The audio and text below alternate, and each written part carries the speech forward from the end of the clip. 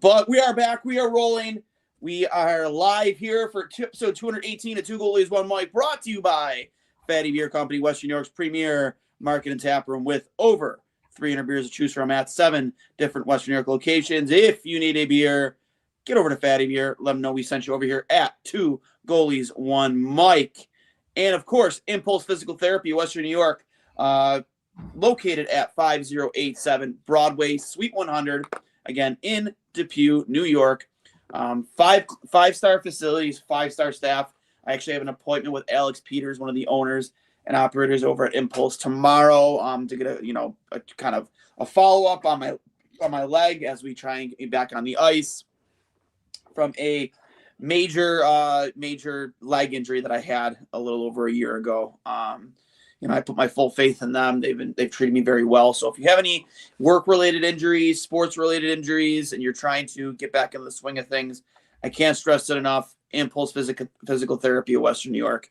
They have your back. Go check them out again at 5087 Broadway, Suite 100 in Depew, New York. And as always, Extreme Discount Mattress, Western New York's finest selection of mattresses and adjustable beds featuring the Cool Gel Memory Foam, two-sided mattress, Tele Latex, organic mattress, Ched and Wells, and of course, Scott and Living for all of 1/3 to a half the supposed sale prices anywhere.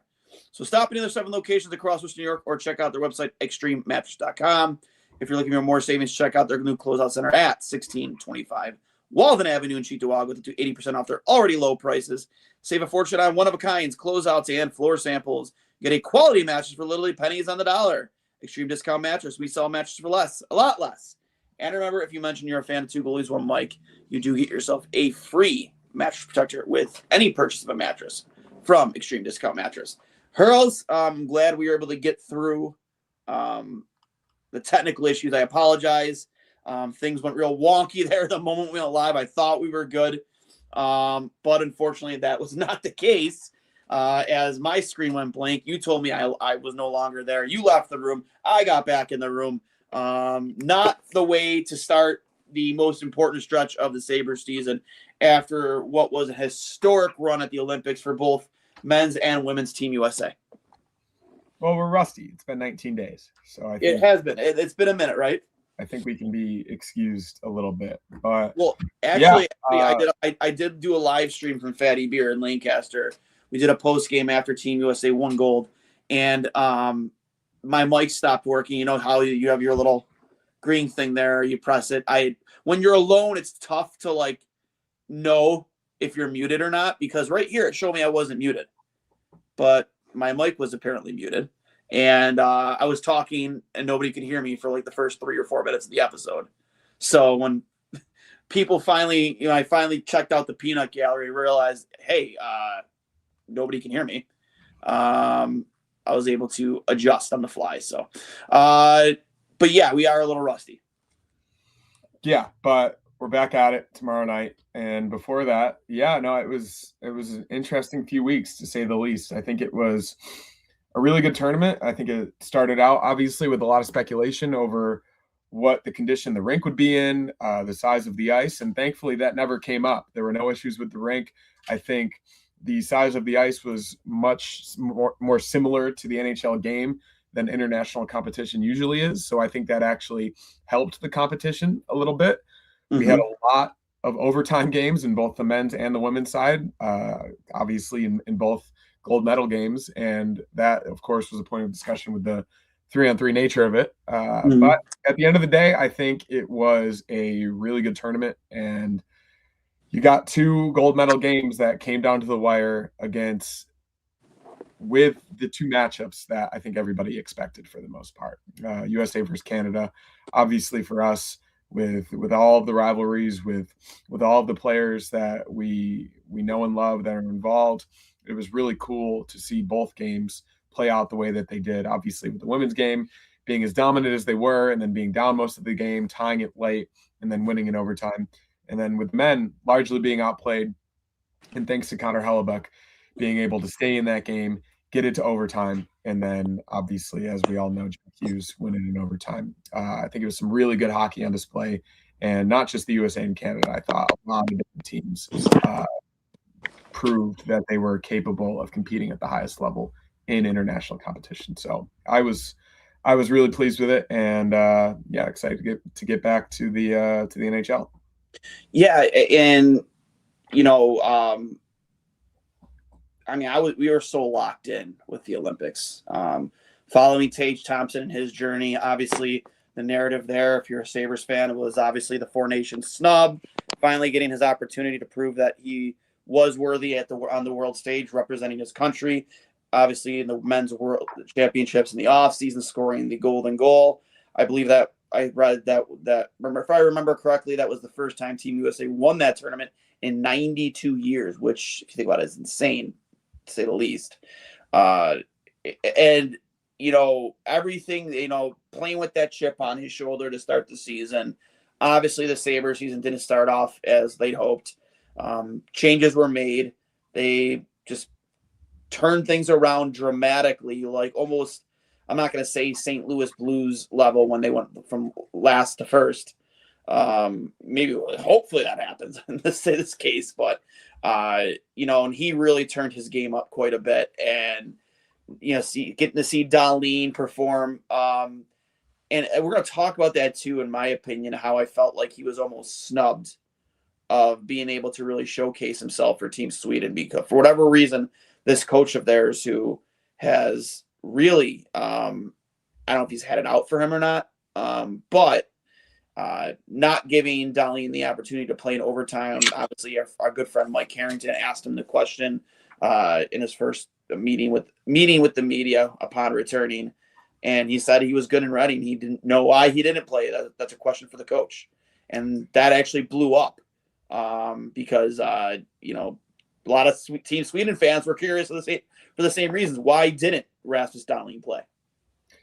Yeah, it was strange because he had a lot of time on ice aside from that throughout the tournament. He was Sweden's arguably most important player and their best player for most of the tournament.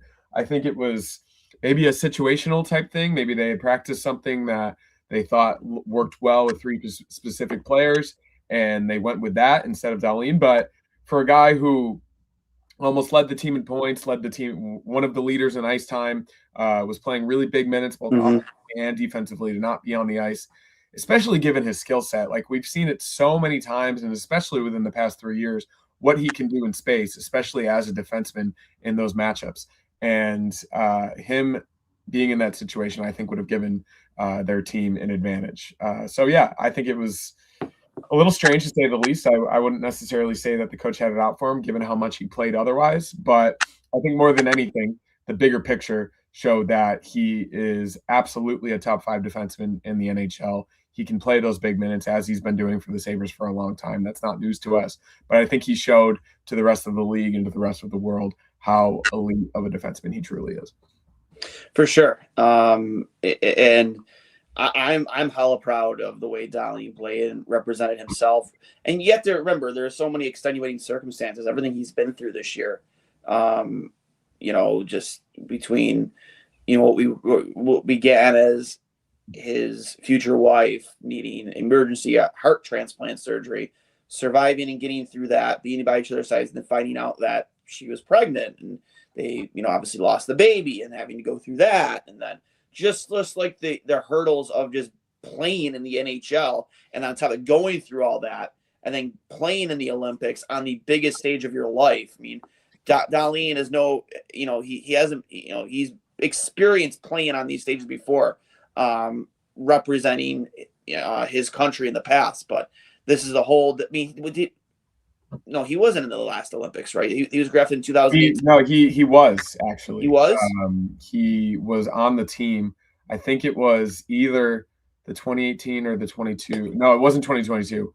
It must was that been, the year that? No, it was 2018. He was on the roster, but he didn't play.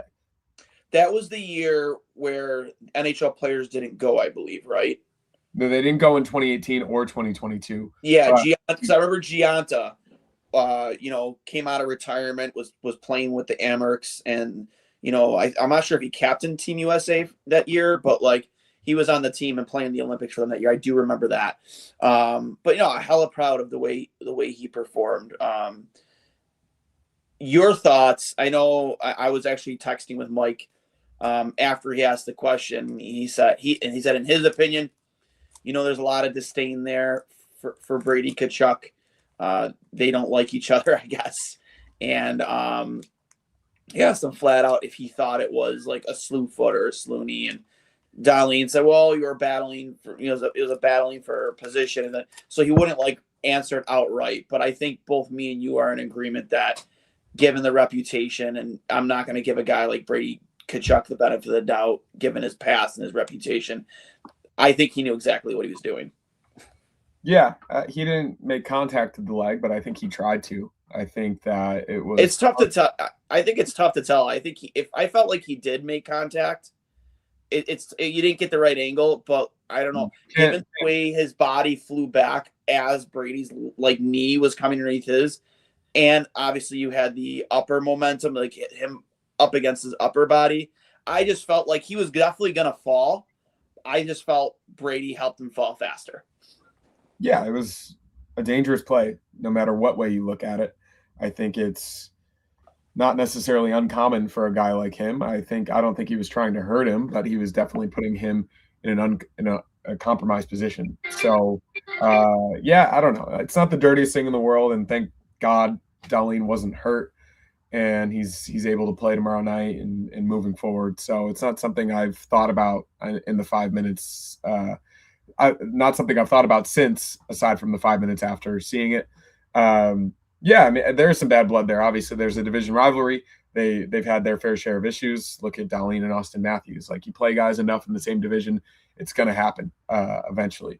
So I'm not necessarily going to speak to Brady's character. I think more so that it looked like at least if it wasn't a complete slew foot, it was at least half a slew foot. And thank goodness Darlene's okay. That's all I can really say about it at this point. I don't think it necessarily warrants that too much of a conversation. No, I do agree with you. Again, just grateful that Dallas was okay, because again, we're getting ready to go into the most important stretch of games of the season, where you hope you have everything healthy. It looks like we're gonna have Norris back. Still no really. Has there been an update on Benson? Yeah, he hasn't practiced.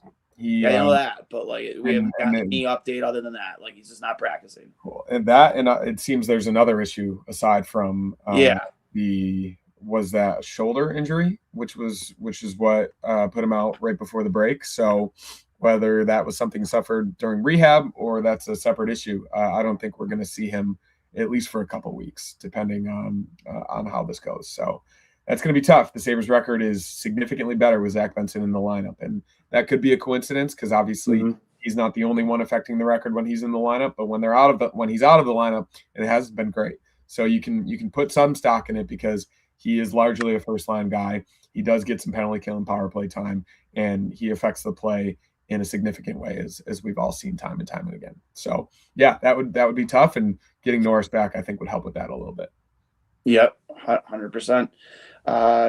Looking at Tage Thompson's performance at the Olympics, 3 goals, an assist. He only had a little like a smidge over 10 minutes of ice time in the gold medal game, but he did lead the team in shots on goal. He did have a couple really good chances. One I thought for sure he was scoring. I think Bennington was able to get a pad on it, but how can you not be impressed with Tage Thompson's performance? I think as Sabres fans, like looking at that game, looking at like the way they played and how dominant they were on the power play, I know there's so much more talent there that you just can't focus on one guy like they do with the Sabres power play. But it's like, I hope Seth Appert and Lindy Ruff were taking notes watching Tage and how they were able to free him up and make him available to get that shot off. Well, the biggest thing was movement. On the same power play in multiple games, he was on the half wall, he was below the goal line, he was in front of the net, he was in the bumper position, moving him around to different spots so he's not completely stagnant as he has been on the Sabres power play, I think is vital moving forward for the Sabres. I think it was really creative in the way that they used him. Obviously, like you said, there is a lot of talent and the puck movement's a little bit faster. There's more skill, so it helps a little bit more, but it's not like the Sabres power play is devoid of skill. They're devoid of creativity. They don't move each other around, and it's something that's been talked about many times, that especially when Bill Byram first came to the Sabres. Obviously, their power play isn't great this season, but when he left the Avalanche, he was coming off a Stanley Cup team, and he noticed how everybody was standing in one place, and it was tough for him to move the puck in a stagnant power play. Kind of like their zone entry. Everybody's just standing at the line waiting for somebody to do something or to dangle somebody to get into the zone to create possession. It's just not going to work when you try the same things over and over again. So I am cautiously optimistic that Seth Appert and Lindy Ruff and the coaching staff can look at how Tage was utilized on the power play and directly transition that to the Sabres power play moving forward, because I think it was really intelligent and obviously led to results in 3 goals. Yeah, and how about the piss missile against Slovakia, man? Like, I felt like he had the space like smaller than a puck. Like, it shot just forced. Who is Slovakia's goalie? I can't remember. It was an AHL guy, Havlaj or whatever. Yeah. I mean, he just I felt like that puck was going on just about 99% of NHL goalies, but just an incredibly well placed shot at a very tough angle. And I don't know if they clocked how fast that shot was, but I mean, I don't think we've seen him score a goal like that for the Sabres on the power play. I mean, it's been a while. Well, that's what he was doing, and then teams started to figure it out and plan for it. Yep. So I think in what Team USA did and moving him around as much as they did on the power play, that freed up certain opportunities where they couldn't necessarily plan for it because they didn't know where he would be at all times. And obviously, Slovakia isn't necessarily the same level of competition as NHL penalty kills. So yeah, I mean, he has one of the best shots in the league. He's actually talked about that exact shot recently where he says he doesn't even aim when he has that type of opportunity, because when you have the torque and the velocity that he does, you don't necessarily need to. So if he got lucky aiming it where he did, or he was going for a section of the net and it just happened to go into that tiny little slit that it did, it's obviously very impressive, but it speaks to his talent and how unique he is with that level of shot in that situation. So I think moving him around will free up more opportunities to see more of the old Tage type goal that we did earlier in his career with the Sabres. Oh, absolutely. I think getting Norris back is going to be huge too for that first power play unit.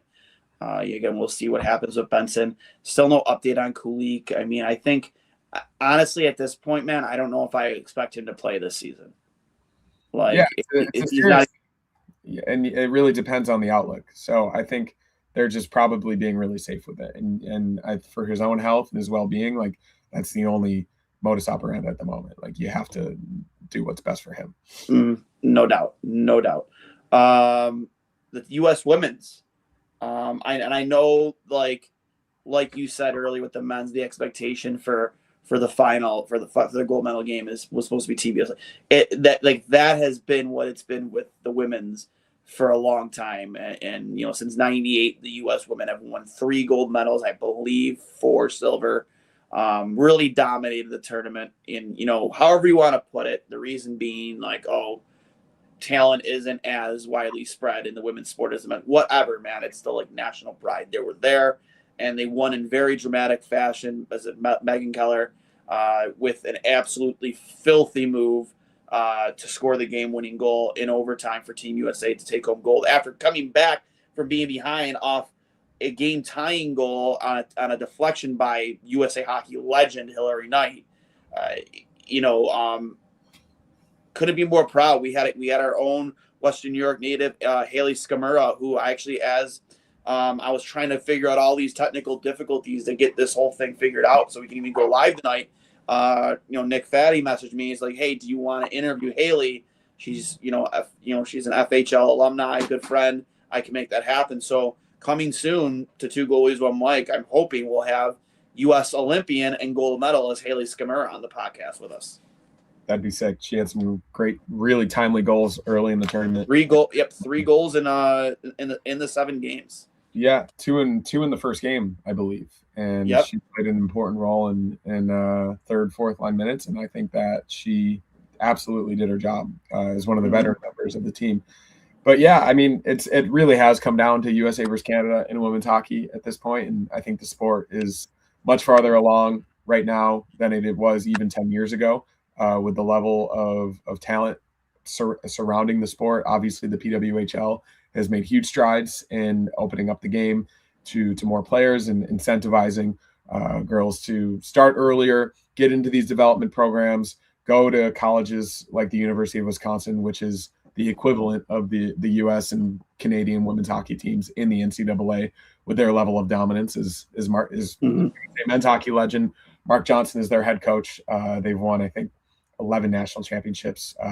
They have girls like Caroline Harvey, who I thought was the best player for the U.S. women in that tournament. Layla Edwards, the first Black woman to medal for the U.S. at the Olympics in hockey. And it's pretty cool to see. And the resolve that they showed, even in that gold medal game, after beating Canada 5-0 in the preliminary round, and to be down the entire game, the Canadian goalie to stand on her head and to persevere to get that goal in the final 2 minutes. Hillary Knight scoring the record-setting goal for most goals by a woman in Olympic history. That's right. That was a historic moment too. Yeah, really, as we talk about all the time, just getting a puck to the net. Layla Edwards, nice low shot. Hillary with a tip between her legs, an unstoppable goal, and then Keller obviously with the disgusting move to end it. Mm-hmm.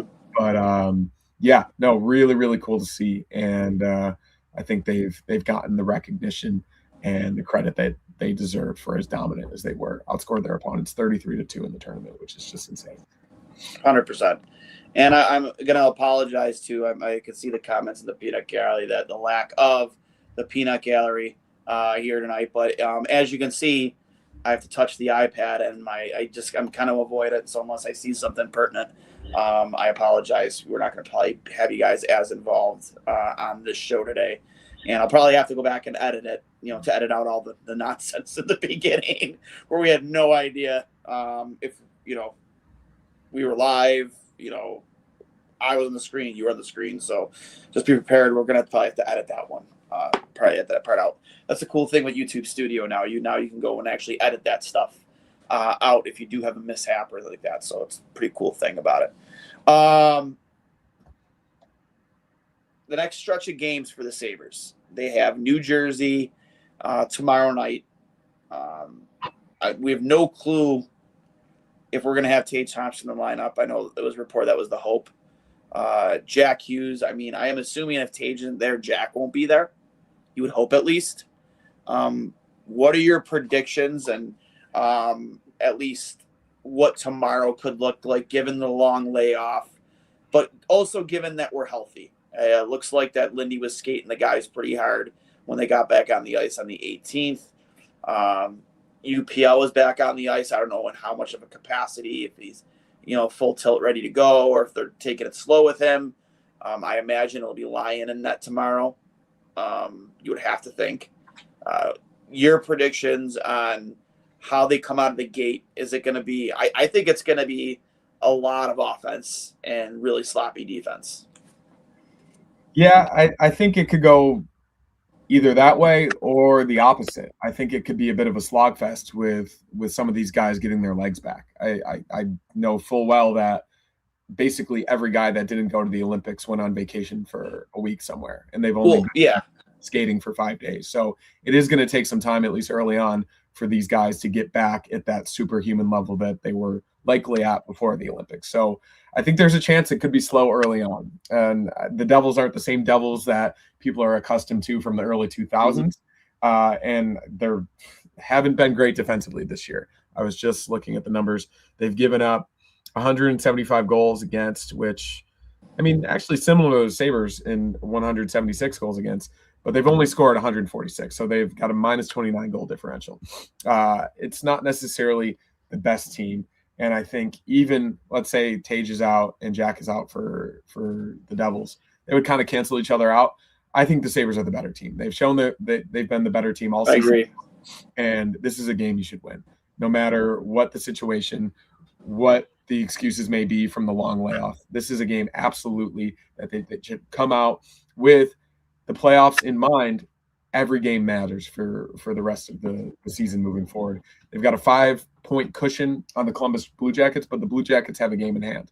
And then it goes the other way. They have a game in hand on the Red Wings, who are in third place in the Atlantic. So every game's a playoff game moving forward. I think it's absolutely going to come down to the wire and starts tomorrow night in New Jersey. No doubt about it. Well, when I said all offense, I think it kind of meant what you were implying. Like you're gonna see. I think you're gonna see a lot of goals tomorrow. Not north south. In transition type goals. I think you're gonna see a lot of turnovers. I think you're gonna see a lot of sloppy defensive hockey. They're gonna, in turn, where pucks are gonna end up in the back of the net. Yeah, I guess that my only thing is that I didn't know it until I looked it up, but they are the lowest scoring team in the Eastern Conference. And if you don't have your best player on the ice, which if Jack Hughes doesn't play, that's going to be a massive hit for them. So I think and that hopefully helps the Sabres even more. I think they've shown that they can score some goals this season. Obviously, 195 goals for plus 19 goal differential. They've shown that they can score in bunches. They've obviously had some difficulties on the road here and there, but it's been much better for the past 2 months leading up into the Olympic break. So hopefully those goals come from the Sabres end, and they're able to shut down a team that has really struggled to score goals this season. I mean, if you look at the Devils and the Rangers, 146 for the Devils, which is last place in the East, 151 for the Rangers, which is second last place. And the next closest is 167 for the Flyers. So those two teams in the tri-state area have really, really struggled to put the puck in the net this season. And if you don't have a guy like Jack Hughes, who had an absolute heater of a tournament offensively, that's going to be really tough to generate offense. I couldn't agree with you more. Sorry, just getting all these notifications on the screen here. Okay, we're good. Yeah, I tend to think that I don't know. Do you think Tage plays tomorrow? I don't. No. No. I think, and that's also related to the fact that he only played 10 minutes in the gold medal game, and he didn't play the third period of the semifinal game against Sweden. I think whatever that issue was, I heard that it was a foot, allowed him to basically not only play, but largely play power play minutes in the gold medal game.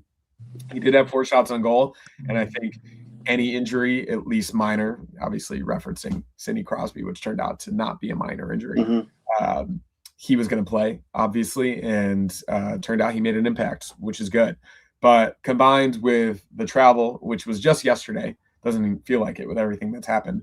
They went down to Miami. They were out last night. They took an early flight now. They're in Washington right now. He's got to, after tonight, fly to New Jersey. I think the window is too tight, especially if he was dealing something at the end of the tournament. So for the purposes of everybody involved, I think it's probably smart, if he's not 100%, to send him tomorrow night and hopefully get him back for the weekend in Florida. Yeah, I think I have to tend to agree with you. It's hard to imagine that again, given the injury, given the travel, detoxing your body, right? Like, there's no way he was an N1 over the past 24 hours. But I also think that, like, a lot of these, like, partying videos, like, especially guys that are coming back into playoff races, I'm sure he was smart about it. I really do believe that. Like, I think that he understands what's at stake for this team and for this organization and this fan base in these final 2 months.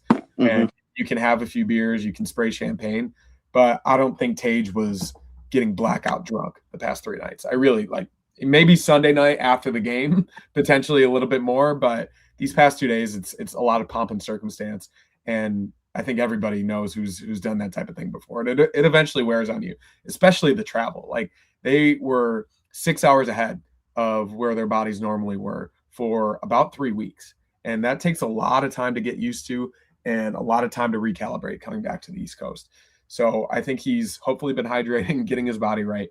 And I would imagine, at least since he's gotten back in the States, that it hasn't been as significant as some might think the partying was. Yeah, I mean, it looks like they had a lot of fun, man. Yeah, and as they should. First gold medal in 46 years, significant accomplishment. And even, like, diverting because of the snowstorm, which was an unforeseen circumstance, like going to Miami, doing what they did last night. Like, I don't blame any of them for doing any of that. And I think it's good that they did, because these guys worked really hard for what they accomplished, and they should be rewarded with with some free time and some celebration for accomplishing something for USA Hockey that hasn't happened in 50 years. So they deserve all of it. But yeah, I just know as professional athletes, these guys are wired in a different way so that, like, yeah, there is some partying, but I also think they're being mindful of it. Yeah, you have to imagine. And Tage knows the importance of this stretch. Like it's not like years past where you were out of it by Thanksgiving and maybe not that you shouldn't give less of a shit, but like that this is a real opportunity to finally kill that narrative, make the playoffs, be a part of something special that hasn't been done in 14 years. And I have to imagine that at least maybe over the last, throughout since, last night, that he's at least toned it down, got his fluids in him. And, who knows? I guess I can't imagine we see him tomorrow, but maybe we do see him in some type of limited capacity. I don't know. They did call up Anton Wahlberg to play and make his NHL debut. We'll see if he does play. But they called back. They recalled Zach Metza. They called up again Anton Wahlberg, a guy who a big player who plays a really gritty game, not afraid to throw the body around, get to the net. We'll see. And when you have a guy make his NHL debut, you always kind of get that spark, right? And maybe that's what they're hoping from him, a guy who has been playing in games with the AHL in Rochester, a guy who they hope that can give them some energy. Maybe that is the move. I don't know. Yeah, I mean, if you're talking strictly body composition wise, similar type build to Tage Thompson. Obviously doesn't have the exact same skill set, but it is a guy that has produced at the AHL level and has been there for quite a while now. So I think it's at least worth a shot, see how he performs, and then you can go from there. But yeah, I think tomorrow's going to be a get right game, not a get right, but get your body and mind right game for all of these guys. Taking that amount of time off is going to be tough, and they haven't done it largely, most of them in their careers, mid-season at least. So I think it's gonna be a little wonky, but at the end of the day, these games still matter, and I think they're going to give it their best effort, and hopefully their best effort is representative of what these two teams were for 67% of the season leading up to this, which is I think 14-point difference. So if they play their best game, I think they get the win. Mm-hmm. Agreed. Obviously, so we talked about it a little bit yesterday. We know what the narrative is online right now surrounding, post Team USA win. I do want to say right now, like, 2 goalies, 1 mic. I'll hang up and listen. Since its inception, back before you were part of the show, Hurls, with Johnny, we always made a point of it to never bring politics onto this show. You're here to hear about the Sabres. You are here to talk hockey, and I've always respected that. If I'm going to give my political opinion, you all know where to find me, and I assume that those of you do follow me know which way I lean. They know which way you lean, Hurls. So, having said that, for those of you listening, whether you're listening to the recording of this now or you're watching live, I'm going to give you all the opportunity to let you know that we are going to, because I feel like we've been kind of pigeonholed into it, and now politics has has inserted itself into the game where we feel like we have to talk about it. If you don't want to talk about it, then stop now. You can leave. If this is something you don't want to talk about, you don't want to hear about our opinions on it, this is the opportunity. I'm forewarning you, we are, for the next couple minutes, going to be addressing that. Don't know for how long, but just so you know, that is something we are going to be talking about now. And I want to give you all the opportunity to, if you don't want to hear it, if you don't want to listen to it, if you don't care to listen to politics, here's your opportunity to press stop, leave the chat, leave the room, and that's it. Hurls, I know you were pretty outspoken today about it. I've been pretty spoken out since about it.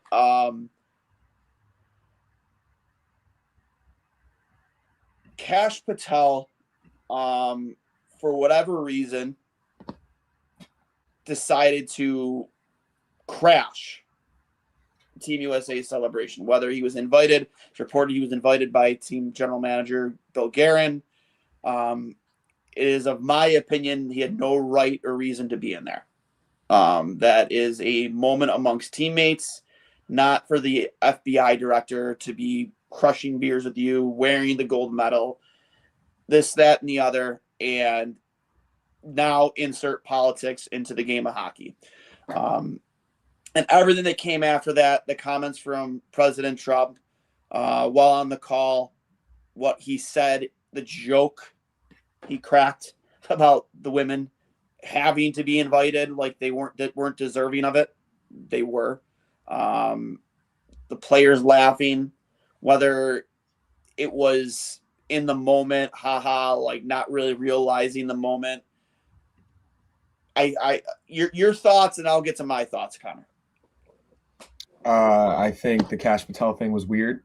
I think that it was the direct real life amalgamation of that meme, like go in there and make it about yourself. I think that he's grifting. I think that he's exactly who, if you care about this stuff, who he's shown himself to be.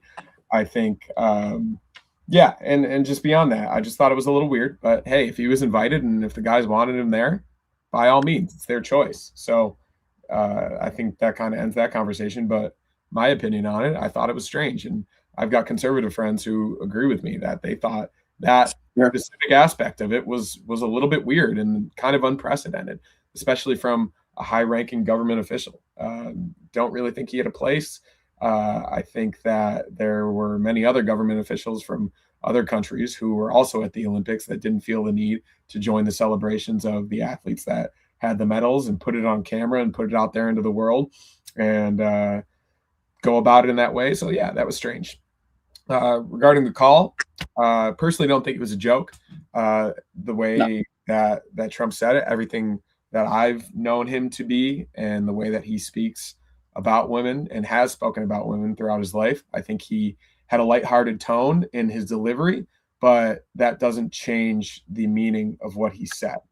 And the response to it, I will say, like, I don't think it's a great look. I think that we can hold athletes, especially adults who make millions and millions of dollars and are trained in PR, we can hold them to a higher standard. And your genuine reaction to something can be how you truly feel about a situation. So I saw a post today that sexism doesn't negate your public support, as they publicly supported the women's team throughout the tournament, which I thought was great. Public support doesn't negate your sexism. Your sexism negates your public support. And I find that the latter of that to be true. I thought that their response was genuine and they thought it was funny.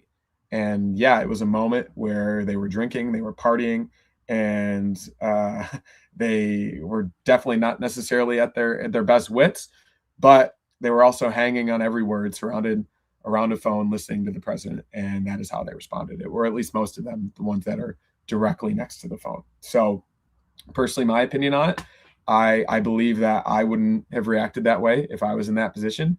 Others may think differently, but you can have your opinion. I don't care. This is how I view that situation. Do I think that means these guys hate women or hate women's hockey, or are the sexist, misogynistic pigs like I think Donald Trump is? No, I don't. I think these guys are largely good people that didn't necessarily intend to offend either the women's team or anybody else.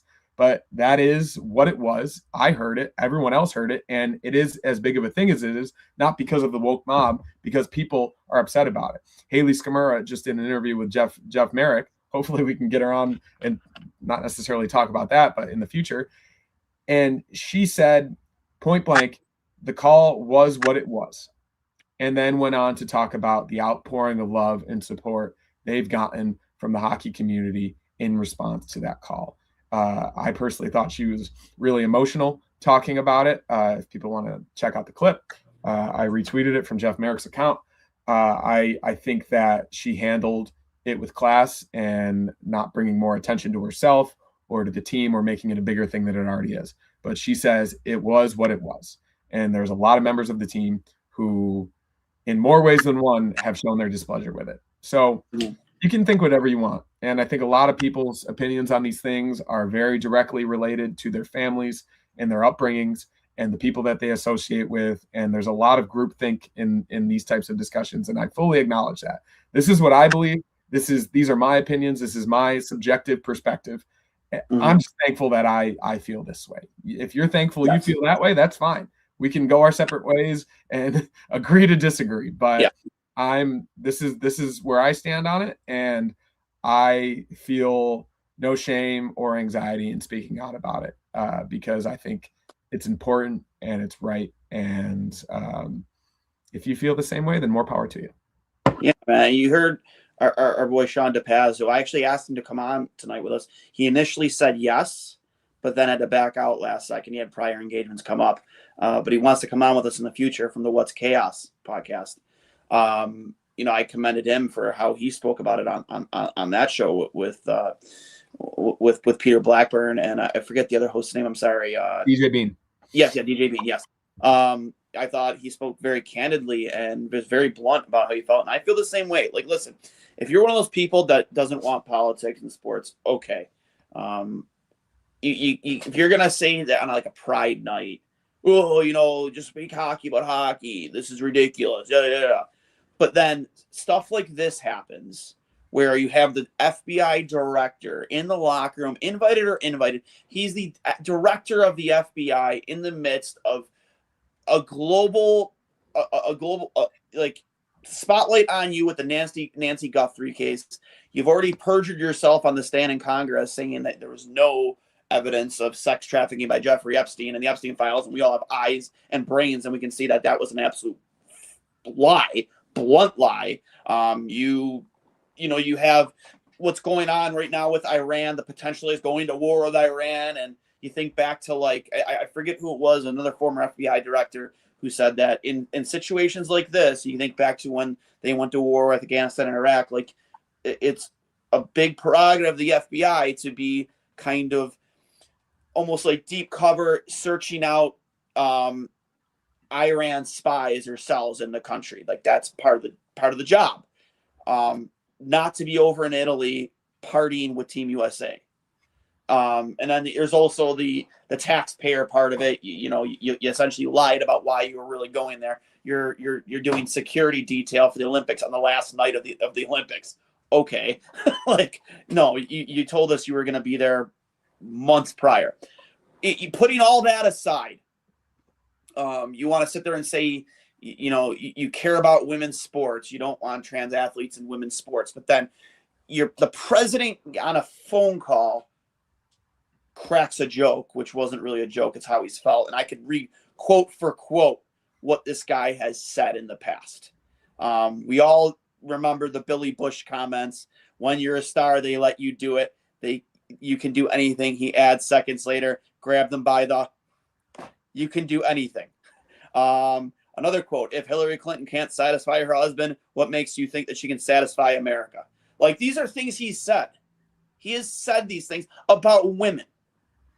I'm not making this up. He has said this into live microphones. He has tweeted it from his own personal account. He said it on Howard Stern, where he proudly bragged about walking in to to Miss USA pageants that he owned because he was the owner, that also include Miss Teen USA.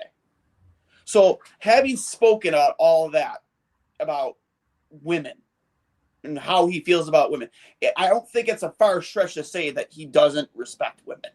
He doesn't care for women's sports. So when he said that, yeah, he meant it. He meant it. And do I want to give the players the benefit of the doubt? Do I not want to? I don't want to hold it against them. Because, yeah, I mean, I don't know how long after the game that phone call took place. Obviously, they're all drinking heavily. Emotions are high. Maybe I would have to imagine the majority of them, if given a chance to do it again, they would have done it. You would agree they probably want to do that differently, right? They would not want to laugh. Hard to say. I can't. You think? I can't put words or actions in any of these players' mouths. And I think that a reaction to something like that can be genuine, and it could be, or it could be something that, yeah, I don't know for sure. And I'll leave it at that. Like I can't say one way or another. I really can't. Yeah. And listen, like I'm willing to think that they would do that differently. And if you want to sit there and again, no politics in hockey. Well, again, they're at the White House today. I just read that Trump gave Connor Hellebuck the Congressional Medal of Freedom, which, I mean, cool. That's a cool moment for him. I don't know what goes into that, so I can't really speak on the qualifications to receive something like that. I think Tiger got it in the past. Like it's athletes have gotten it from Democrats. I'm not going to criticize it because I don't know. Yeah, no, it's a cool moment for sure. It's a common thing, I think, for athletes to get it. So yeah, it's for Connor Hellebuck's sake and the game that he had in this instance, at least for me, I think for his purposes, that is awesome. 100%. I agree. I think that is a bright spot to find in all of this, them being there, right? Like, and again, I can separate myself as a hockey fan from the politics. We all know that Tage Thompson is a Donald Trump supporter. We all know he is. It doesn't mean I hate Tage Thompson. It doesn't mean if I saw Tage Thompson in public, I would ridicule him. No, I wouldn't. He represents my team. I think he's a good person. He looks like an outstanding father and an outstanding husband. He looks like a good guy. Just because I don't agree with your politics doesn't mean I think you're a bad person. Do I think that the person you support is a disgusting pig? Absolutely. That's just my opinion. You had the Hughes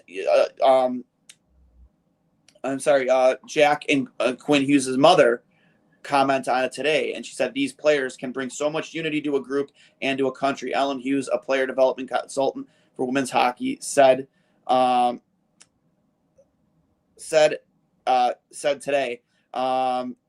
she's basking in the surreal wake of Team USA's men and women's championships. She works in player development for the women's team. She's the mother, and like I've seen a lot of people responding with her comments like, "See, she's fine with it." Like, what the fuck do you expect her to say? You think she's gonna bash what happened? She's gonna bash the players. Two of her sons were there. No, she's not going to. I think, in my opinion, I think the most candid response I've seen, and I know a lot of women who play hockey locally and not locally. One person who was in our chat before is Lauren. She's at BOS Bruins HC. I'm sure a lot of who are on Hockey Twitter have seen this, and she played high level hockey for high level women's hockey. She played college, fellow goaltender, and she said this: "Do I believe the U.S. men's hockey team hates women based off one video? No. Do I understand women being upset that our sport has been historically used as a punchline by men? Yes. You simply can't talk about women's sports without someone in the comments being enraged that they exist. That is the problem. If we simply respect each other, none of this happens. I don't care if you never watch a women's sports game in your life, but there are people who constantly belittle the game without even watching. That is frustrating.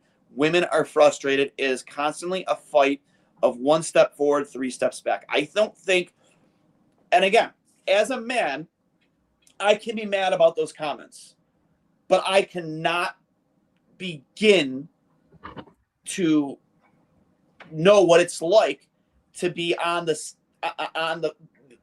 be the punchline of that joke. I don't know, because I'm not a woman. I don't know.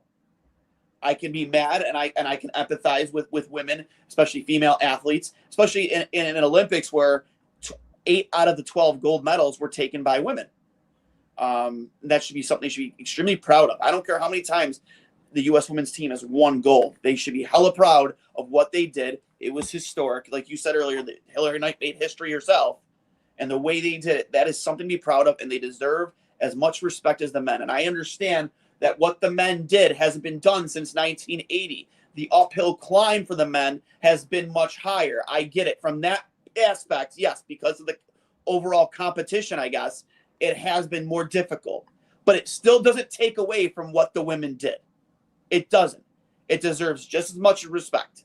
And to see and to hear the sitting commander-in-chief use it as a punchline to get a couple laughs out of the boys, I think it's gross. I think it's gross behavior. And I think we should hold the sitting president to a higher standard.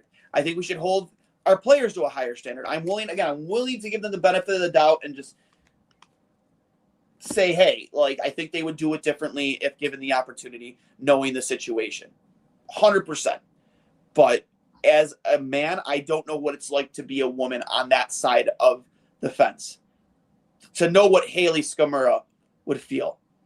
To know what Laura would feel. The entire team is liking posts calling out the men's hockey team. You know how the women's hockey team feels about this. 100%. In more ways than one. They decline the invite to the State of the Union, of course. They're going to hang a flavor. I love that. So, yeah, exactly. I think we know how they feel for the most part. I think some can have different opinions, and we can leave it at that. Like of course we're not women. And I think that, like, a lot of people's perspective on this is talking from a place of ignorance and rage, and really speaks to where the country is at the moment. And for a while there on Sunday, I was just happy that the U.S. hockey team won a game and won a really important game. Yeah. And I think for that 2 to 3 hours, we all came together as one and celebrated it for what it was. It inherently got political. Everything gets political. These aren't necessarily politics anymore. It's social politics. It's zeitgeist. It's everything that's involved with society these days. And I think that people have a tendency to call each other out for their deficiencies or what they think their deficiencies are. I'm not going to do that. If you feel that being on the right and conservative is what's best for you and your life and your family, that's fine. It is what it is. I can call out government officials for how I believe them to be if they're spending taxpayer dollars to fly on a plane across the world to go chug beers with the U.S. Olympic hockey team in their locker room, again, on the taxpayer's dime. I think that almost $500,000 too. Government officials are held to a higher standard, and we have the right as citizens of a free country to call them out for their malfeasance. So I think that's a different discussion than the U.S. hockey team's response to all of this. And I think in a week, probably people will forget about this. But you can call me whatever you want. I've been called every single name under the sun. It doesn't matter to me, and I'm not going to say it back. So I think we can leave it at that. Personally, I think we can go in circles on this. But kind of like Sean said on his show this morning, you're watching my show. I'm not watching yours. If you feel that way and you preach hate and you're doing something that I support, I'm not going to consume that content. If you want to consume this content and we talk about the Sabres and we talk about things that are unrelated to this mess, that's fine. But if you preach hate and you are sexist or misogynistic, I'm just not going to do it. I don't have the time. Life is too short, and we can go our separate ways. 100. Couldn't agree with you more, Hurls. Like I just missed the days where we had no fucking clue who the director of the FBI was. Like I want to go back to that, honestly. And like my final point will be this: like, again, when I say like I don't know if I like really came across the way I wanted to, is like we can see how the women feel via the way they respond to the men's reaction to that joke or whatsoever. But I think I more or less was trying to say, like, the people who are out there, oh, it was just a joke. Like, really, it was just a joke? Well, your daughter who might play hockey or sports, does she think it was a joke? Because that's whose opinion is the only opinion that should matter in this. Not mine, not yours. That's where I think that's where I was going with, was my opinion doesn't realistically matter. It does, but it doesn't, because it wasn't directed at me. It wasn't directed at you. It was directed at women in sports, specifically hockey. And what really matters is how it made them feel and what it makes and how it depicts their game and the game of hockey and the game, just women's sports in general. And that's whose opinion and whose feelings really matter in this. Not mine and not yours. It's theirs. And that's what I'm worried about. Yeah, I personally have nothing else left to say on the topic. Yeah, I'm done too. Just again, I just I hope it's a long time before politics gets dragged into hockey again. And again, it's been over 5 years since the start of this podcast, and this is the first time we've ever actually had to dedicate any time to who the president is, what was said, but like first time, and I hope it's the last. Real quick, shout out, and again, this is my opinion, but I don't really care if you don't like it. Shout out Jake Gensel, Brock Nelson, Kyle Connor, Jake Ottinger, and Jackson Lacombe for making a decision today. Whether you feel that decision is right is your own accord, but I personally feel they made the correct decision. So shout out to those. And for those who say, oh, like Gensel went to practice today. Like, I'm pretty sure he made a decision like to not go. And again, a couple clicks for them for sure, because that, in my opinion, that was the right call. And again, just hopefully, it's a long time before we have to deal with this type of nonsense. Again, probably not, but hopefully.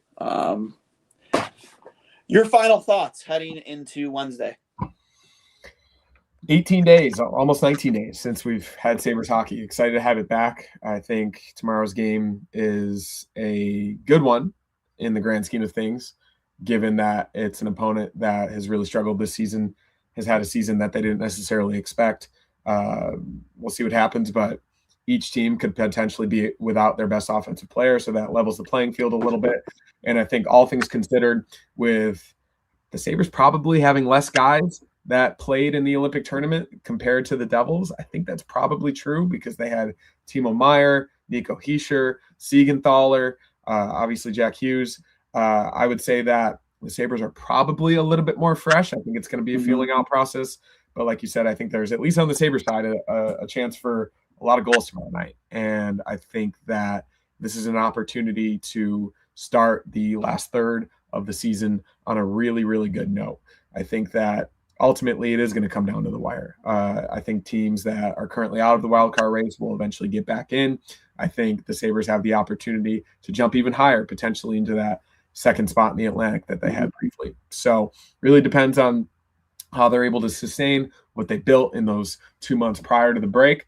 But I do think getting Josh Norris back, hopefully getting Zach Benson back soon, and maybe even a few other guys as well, whether that's via injury, rehab, or trade, I think will really help this team in the next few weeks. So we'll see what happens, but I think tomorrow is a good benchmark, and hopefully leads to a win. I agree. And in terms of like the trade speculation, you see Elias Pettersson's name being thrown around again pretty often today. We've talked about it in length in episodes past.